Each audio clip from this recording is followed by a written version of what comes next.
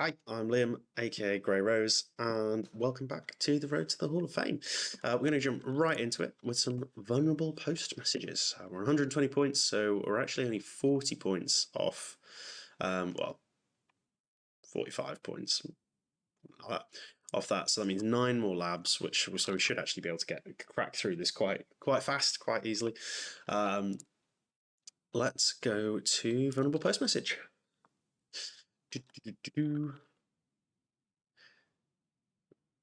Goodness.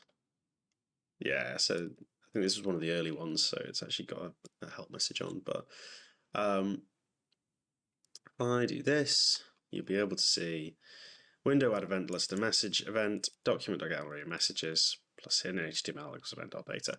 So all we're going to do is we're going to post a message to this. Post messages is one of the original ways of doing kind of cross-origin communication, specifically when using iframes. But you can do it between tabs as well. But anyway. All we're going to do really quickly is we're going to copy our URL. We're going to go to My Labs, open link in new tab. We're going to do payload hosting. We're going to go to webmessage.html, add a new one. We're going to do iframe. Source equals that. And you'll be able to see here that when I save and then load this, we have our vulnerable post message. I then have to remember how you actually do post messages because it's not something that comes up very often.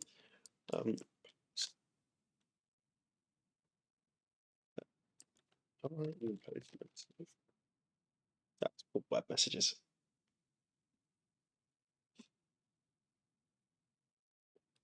So all we do here is then we add an onload event handler to here, and we do this dot content window dot post message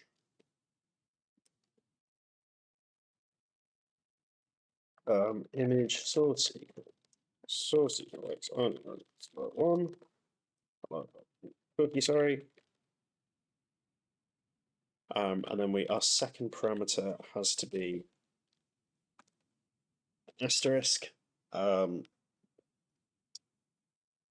Actually, what has to be an asterisk? It just does. Actually, no, it has to be an asterisk. This is part of the kind of controls to it. So if you were going to be sending kind of sensitive data by post message, you could specify the target there, and the browser would block it if it was getting to any other target.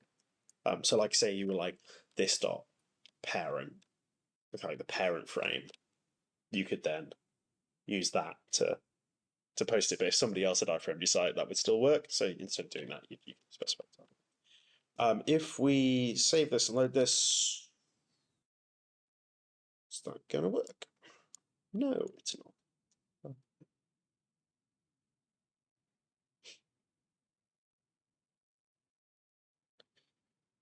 Do that. Window to add source message. Image with that. Should be this dot content window. This message.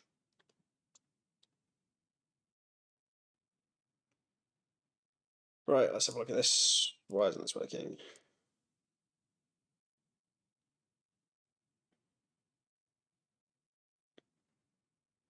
Let's add an ID to this. ID equals me.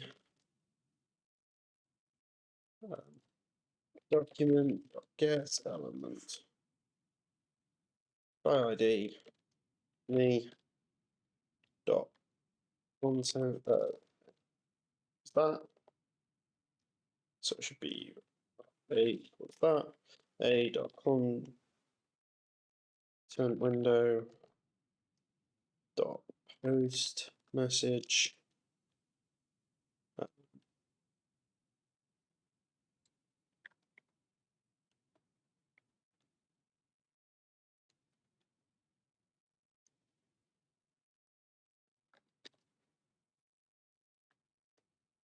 There you go.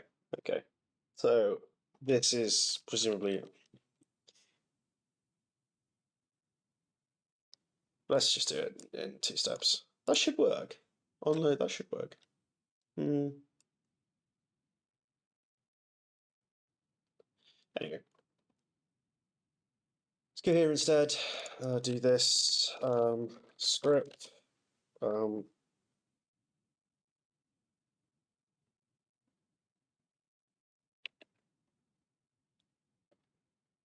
it's window, sorry.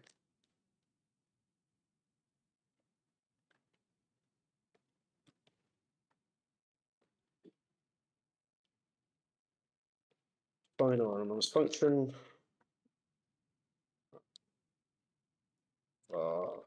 A equals D me A to consequence there, and then we're going to close that and end our script. Yeah. And then I just ID. We save that. Preview the file. There we go. We have that now. Not sure why that's not firing, but anyway, we'll do it like this. It's a little bit easier to read anyway, I think, maybe. And then we just switch this out for document.cookie. Save it, play it, and boom. We then copy this URL, copy link address, post message, and we submit this here. Nice and simple.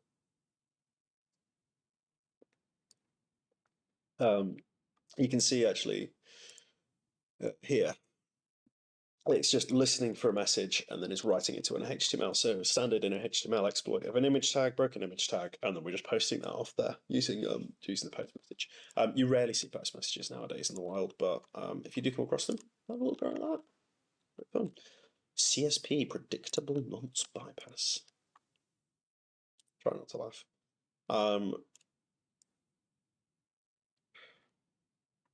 Oh, sorry. That's what I meant to do.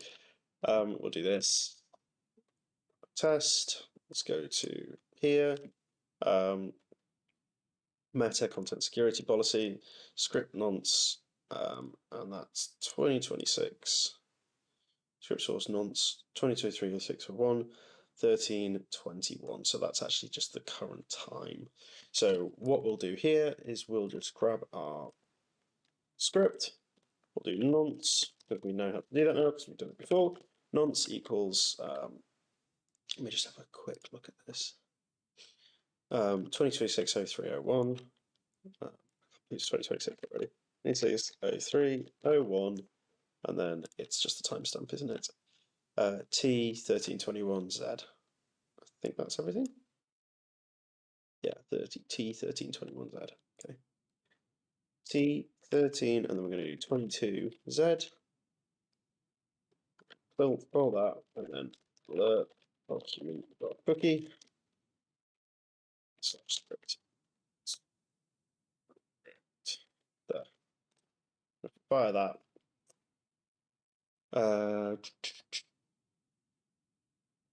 Why didn't that work?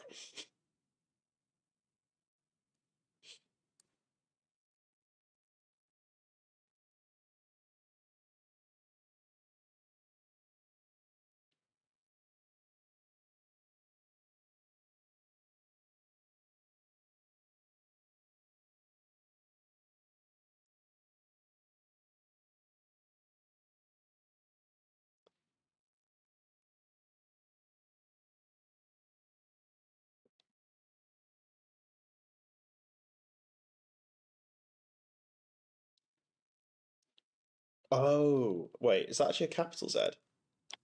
And I just fucked that up. I'll be able to read through, won't it? It was capital Z. That should definitely have worked. Oh, fucking hell. Bang. Right. Lab successfully solved. Cool. Yeah. So I mean, similarly, it's time-based. So this one's actually quite hard to attack other people. No. What you do is you'd first send them a link to your own site, where it would dynamically generate this payload based on the timestamp. So it's a little bit more complicated to actually get somebody else to click on it, because again, it would only execute under certain circumstances. But anyway, that's an interesting one. What time are we on? Okay, yeah, we've got plenty of time. Ooh, yeah, where are we? Do this. Let's do CSP injection bypass. Let's see if we can. Language equals en and name equals test. Okay, so en.js. Oh, script source. Okay, so is it saying that image source is that? Script source can only be en.js. Okay. And presumably that is then reflected in here. Let me just send to repeater. If I go en1,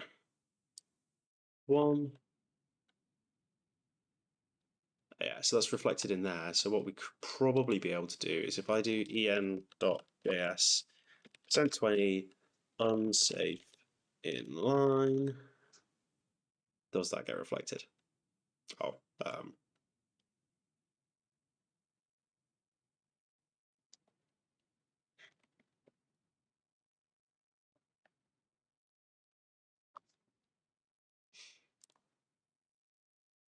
and then here if we do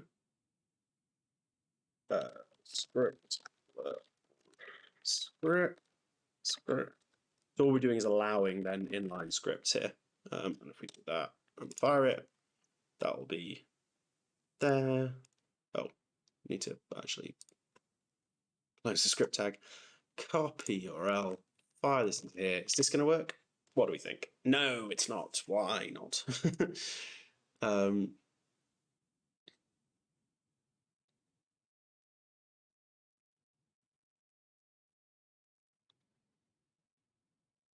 Unsafe inline, keyword, hash, or nonce. Script source, unsafe. That should be. Oh, I need to put single quotes around it. What an idiot. What an idiot. Oh,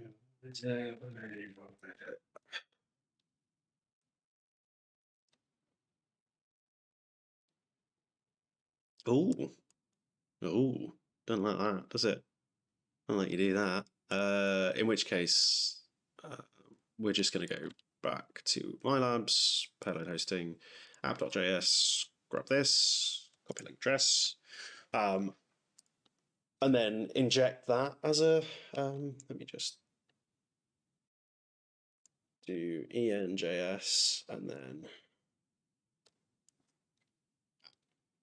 like that, and then we're going to do script source equals that slash script. Fire.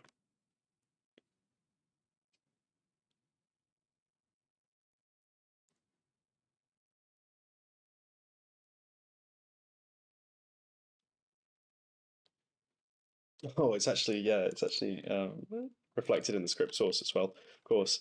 But it seems to be doing character encoding, and it's probably just easier to allow to inject an additional script source. Anyway, that's the kind of idea there. So if you're dynamically generating your content security policy, there you go. If you're dynamically generating your content security policy, you probably you're going to be vulnerable to something like that. Especially based on the language. Language variables are famously vulnerable to quite a lot of stuff, or can be vulnerable to quite a lot of stuff. So always, if you see a like kind of language equals en, you can try appending it to it. Use Argent to see if you can get kind of language equals en stuff. If you get that, then you can normally identify some pretty horrific vulnerabilities, which are hopefully really fun, or will earn you lots of money on a bug bounty. Data URI. Oh god, here we go. Let's do a lot of CSP bypasses here. These are useful because, again, this is like slightly more realistic. Let's just leave it here. There. It's not going to be allowed, right? Yeah. Let's proxy script. Let's see this image source, style source, script source, data. Okay, so all we're going to do here is let's do a script tag here, closing script tag here. Go back. Let's type this out here. Let's go script like that, and then in the source parameter, we're going to do data. Then we're going to do.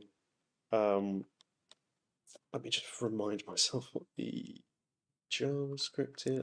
JS text JavaScript. Cool. I'm going to this text JavaScript, and then it should work. Hey, look at that. So all we're doing there is setting a data. We're saying the content type of the data is text JavaScript because it's a script source, so that's what you want. And then we're saying alert document.cookie in there as well. And because of the content security policy allowing data URIs, we can then get our execution. So be very careful. If you see something like that, then and you can get an injection, then things like this will start to work.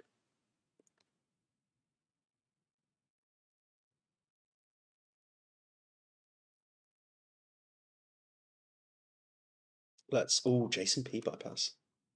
JSON-P, you do actually get these, especially when I think, is this going to allow you to reach out to google.com or something? Unsafe inline. Default source soils, okay.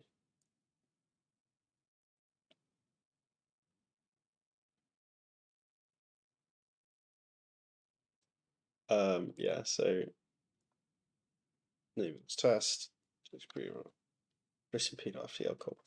Okay. So I think on here, so default source self and style source there. So because there's no script source, it's going to default back to the default source. So you're not allowed to reference other sources. So you couldn't point this at, like, say, an external site. But what you can do is you can use the JSON-P element. This is a legitimate attack that you do actually see. I'll show you what it looks like here. It's easy to recognize this if you turn pretty printing.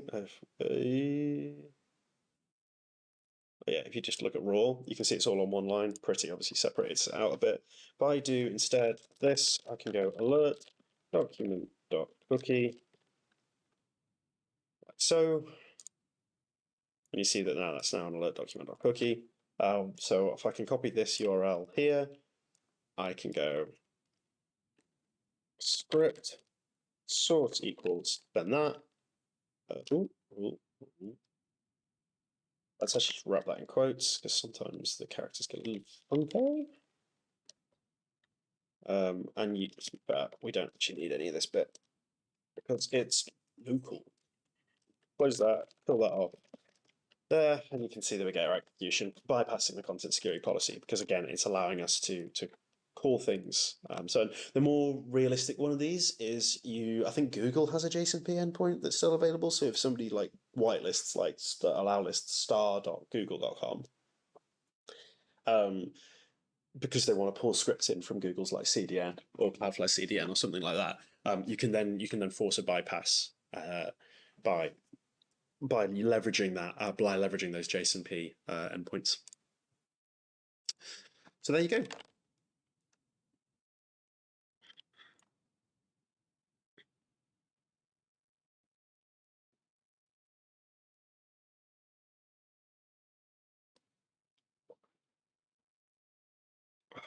Right then. Okay.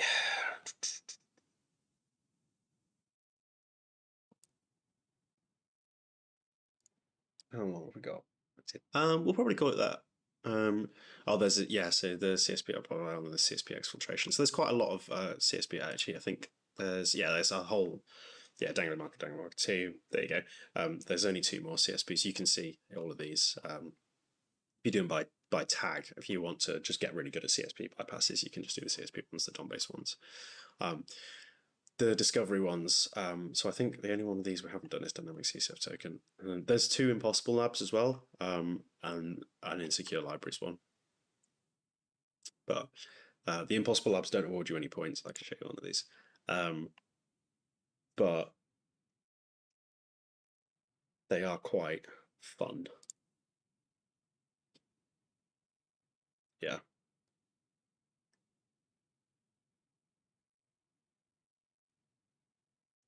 Restrictions were server-side intended to be immune to bypassage of content type tweaking, taste tweaking, and not byte injection. No processing is performed with files, they're just made available for download. Content type of download is based on extension using standard MIME mappings, unknown extensions of the MIME type application not stream. PDFs are allowed, but PDF.js and so it's not useful for XSS. Of course, security best practices to use an allow list, not a deny list. So you will always research domain, etc. This lab is about refining offensive techniques, not showcasing defensive practices. So I think this is one written by Mechatech, and it's not. I don't actually think that is exploitable. But we'll see.